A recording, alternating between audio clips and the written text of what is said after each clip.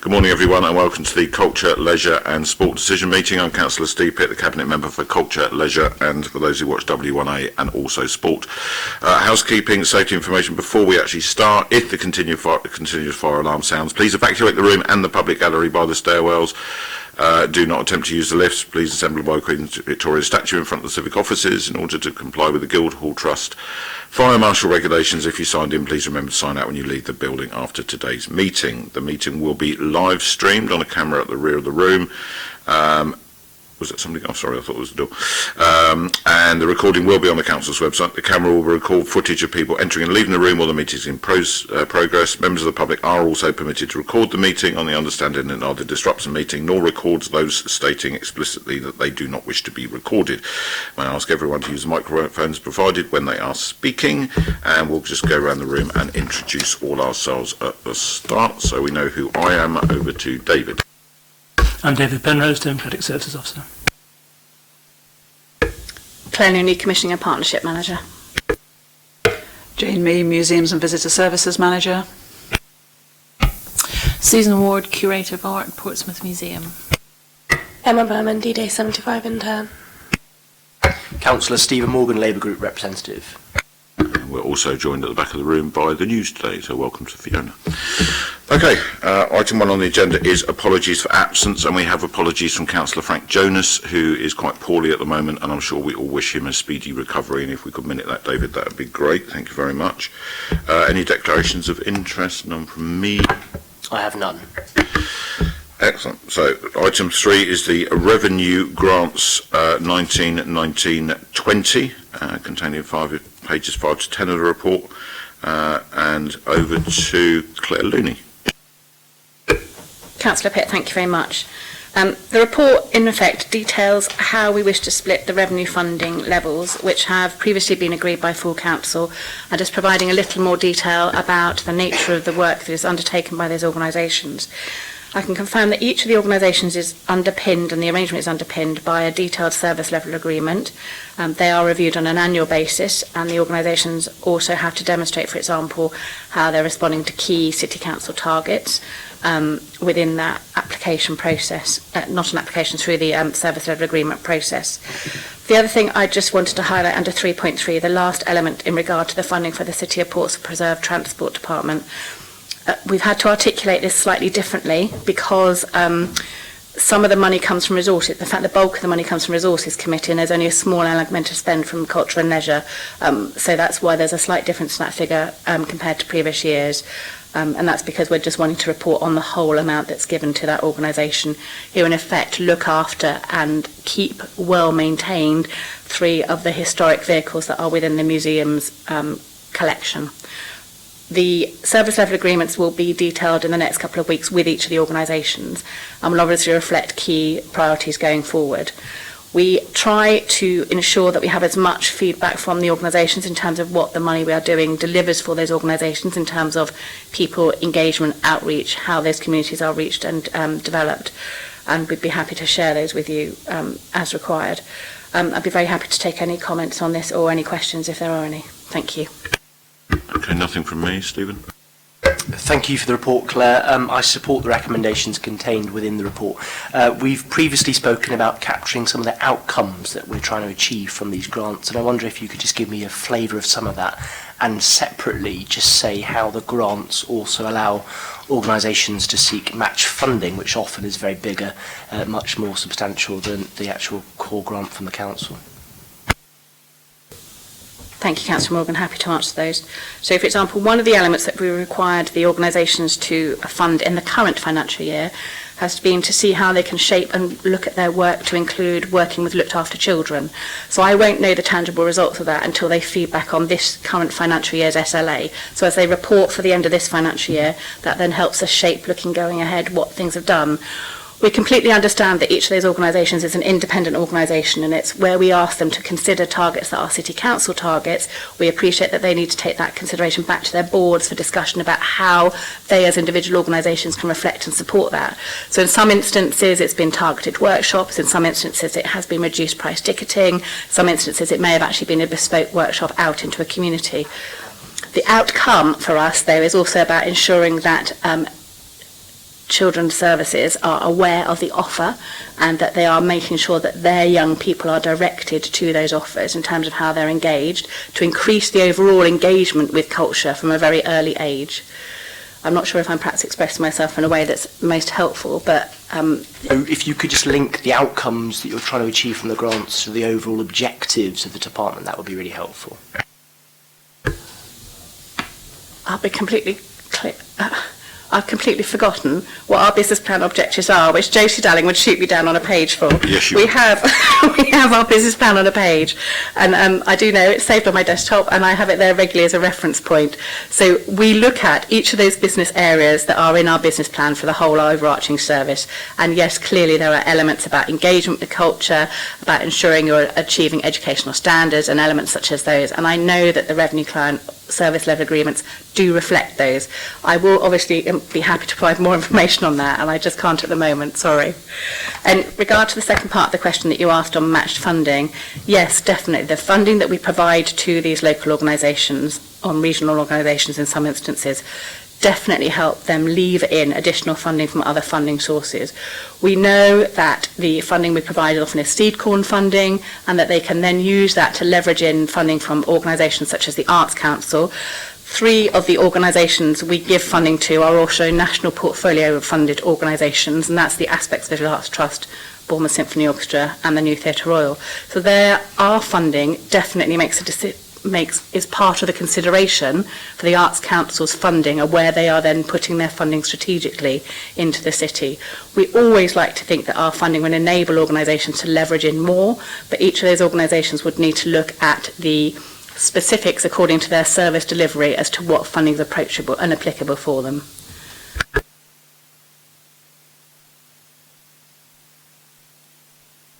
Okay, the next item is an update on the landing craft tank project, formalising our relationship with the National Museum of the Royal Navy. Over to Jamie.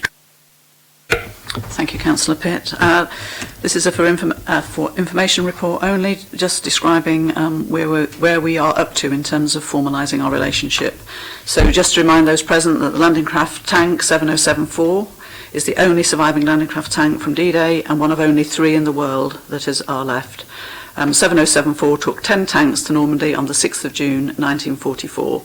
And this project will see her conserved and relocated to Southsea, to the vicinity of the D-Day story, where she will become part of the D-Day story offer. She's very large, she's going to be very visible, so very advantageous to the museum.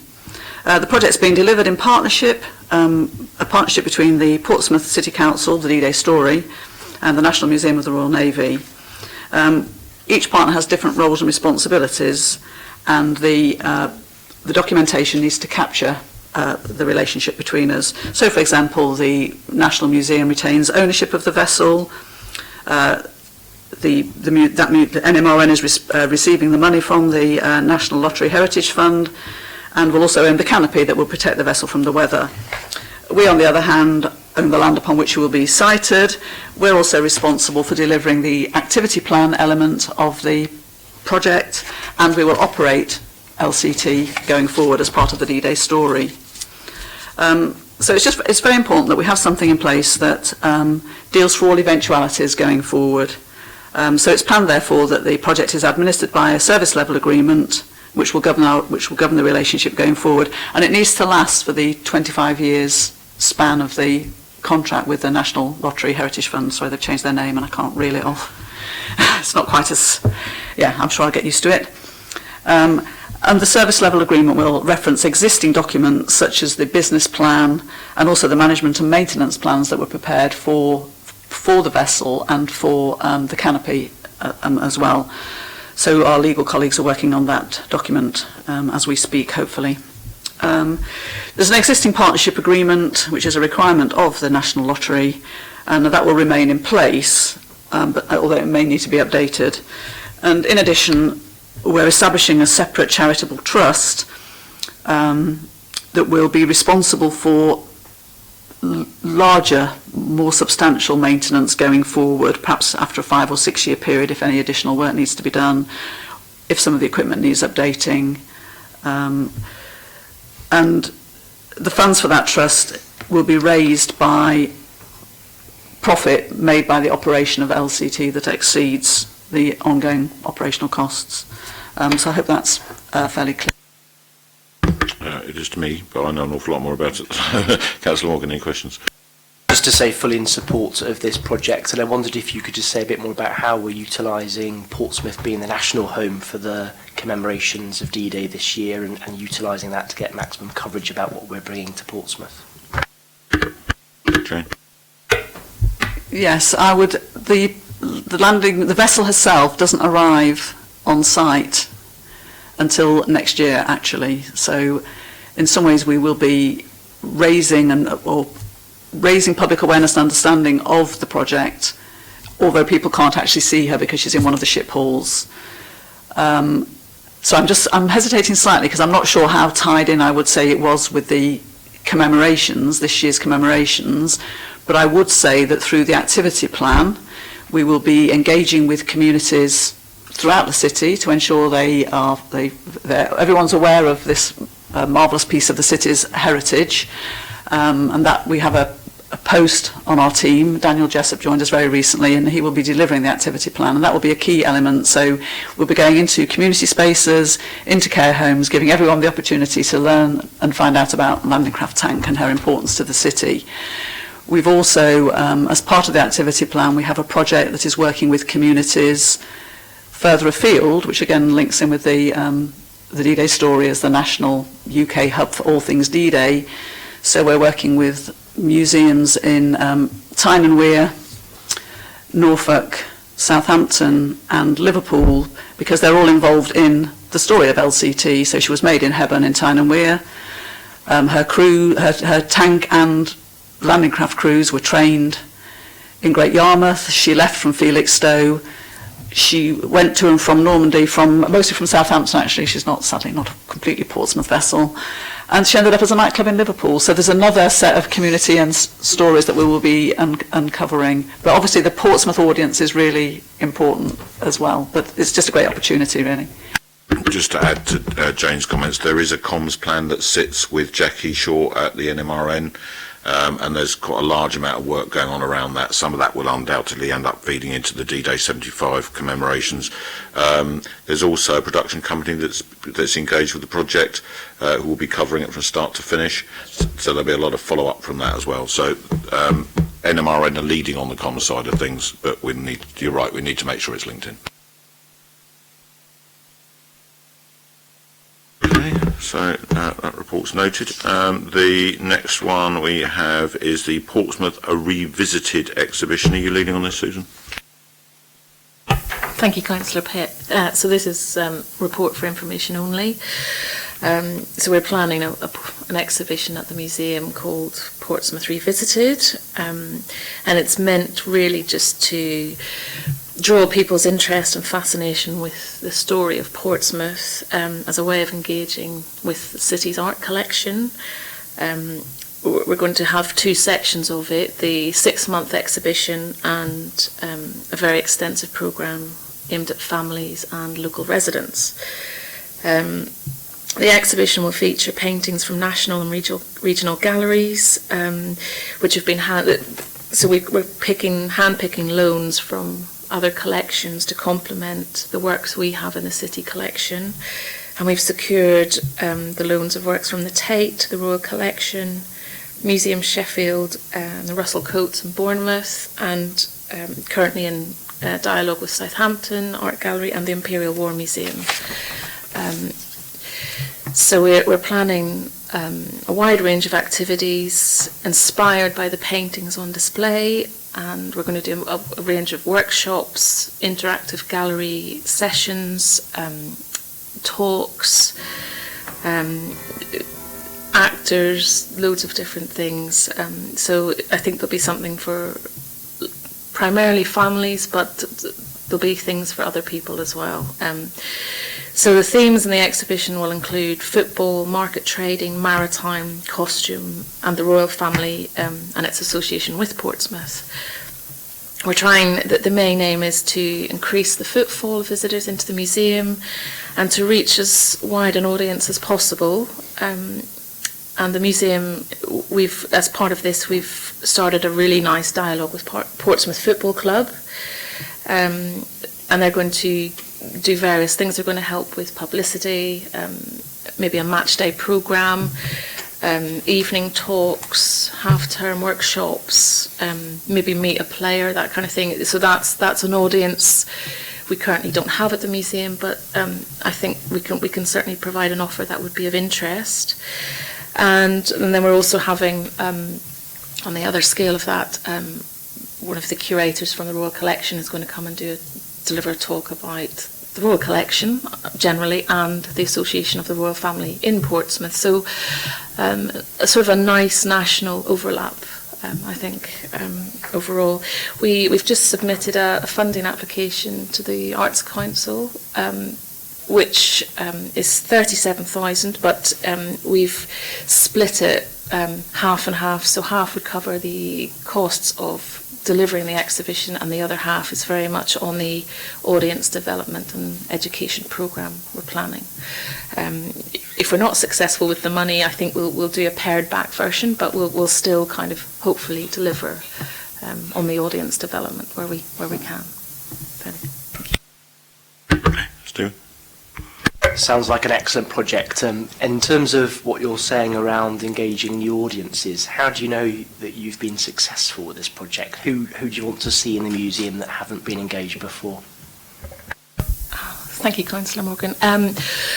Well, we have a very good general audience at the museum, and we're being very successful with working with families. So we want to sort of build on that and become a really good cultural hub that families return to and come back to, and because when families visit and use the workshops and sessions, there's also the offer of the cafe and the shop, so it has a longer. We've seen from past projects that works very well. So we want to kind of build on that more, because I think there are still a lot of people that don't necessarily come to the museum.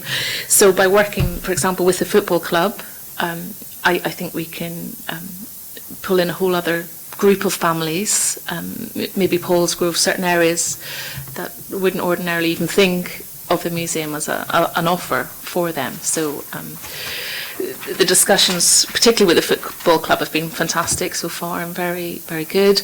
We're also working hopefully with the Jack House Gallery, who have a very hardcore art audience that we don't have. So again, it's trying to overlap with those groups and that demographic as well. Thank you. Susan, all right, saying on that we've had a discussion around trying to engage across the visual arts community on this one, and make sure that we're joining up the conversations, because that's kind of grown out of recent discussions, and there's a certain definitely a willingness there for those groups to work more closely together and support the museum, and for us to be more aware of their activities as well. But also, I think specifically in reference to Councillor Morgan's question, will we be doing a survey of the people who do engage with the exhibition and feeding that back to the Arts Council as part of the funding bid? Thank you, Councillor Pitt. Yes, well, we're going to start doing, I think we're going to implement questionnaires very, very soon before the project begins to sort of build up what we're doing, what we're missing, and then, yes, continue doing that while the project happens. And we're going to train up volunteers and gallery invigilators, so there's a presence in the gallery who can just have a very informal chat with people visiting, if there's anything on offer that they expected that they didn't get, or how we can improve the offer. Yes, we're certainly going to try and have that input and feedback as much as we can while the project is happening, and just before it as well. Okay, that's great. Anything else? Okay. Next item then is the update on the D-Day 75 community project. Thank you, Councillor Pitt. This is an information-only report to inform the Cabinet of the progress of D-Day Stories 75 community project. So as part of the National Lottery Heritage funded Transforming the D-Day Museum, the D-Day 75 community project aims to support local community groups in uncovering and showcasing their local D-Day heritage. The project includes training on sources, advice on how to use their findings, and also how to interpret them for others. This project aims to connect with an audience that perhaps we don't normally connect with, and find community groups that are perhaps harder to reach. For example, we're working with a group of ethnic minority women who meet up within the city, elderly who experience social isolation, local historical societies that we do tend to connect with around the Milton area, and also a local theatre group who will be working with a group of disability actors. So at the moment they have all pinpointed a research topic that they're going to research, and they've been coming into the museum and into other places such as the History Centre and the library to continue their research, with the overall aim of eventually displaying it to the public at the June commemoration events. They have had the opportunity to come to different museums and experience what they're like. They've been invited to the D-Day Museum, the D-Day Story, and they've been given tours and had discussions on research and how we conduct our research.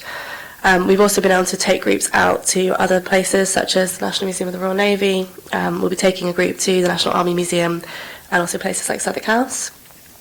This has been possible because of the funding that we've been able to secure. It's been very beneficial to the groups. Obviously, a lot of them are experiencing social isolation, or they don't connect with the wider Portsmouth community.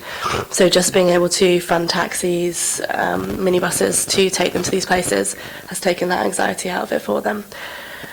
We've also been able to give them opportunities such as free talks on research. This has proved really, really good in our feedback.